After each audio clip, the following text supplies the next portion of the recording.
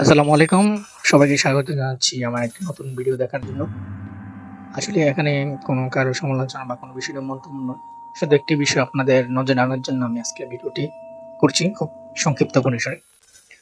ভিডিওতে যে আপনি যেই দৃশ্যটি দেখতে পাচ্ছেন একটি ষাঁড় ঝুলিয়েছে ৪৪ লাইনে। এই ষাঁড়টি গত ১ সপ্তাহের উপরে হয়তো ১ মাস হবে ঝুলে আছে।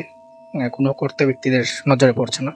যদিও সামনে সিটি কর্পোরেশন, তারপরে হচ্ছে জেলা প্রশাসক অফিস, জেলা প্রশাসকের দপ্তর, তারপর উল্টা দিকে জেলা প্রশাসকের বাসভবন এবং জেলা প্রশাসকের সড়ক অর্থাৎ ডিসি রোড যেটাকে বলে। তো এই যে ষাঁড়টা ঝুলে আছে এবং এই ষাঁড়টা আমরা যে কোনো ধরনের দুর্ঘটনা করতে পারে, আগুন লাগতে পারে, বিভিন্ন পাখি এটার মধ্যে এসে লাগলে তাদের একটা প্রাণনাশের হুমকি থাকে।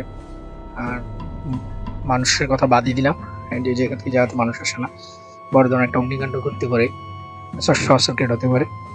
তো একটা জিনিস দেখলাম যে আমাদের দেশে কোনো ঘটনা ঘটার পর গিয়ে কর্তৃপক্ষের টনক নড়ে।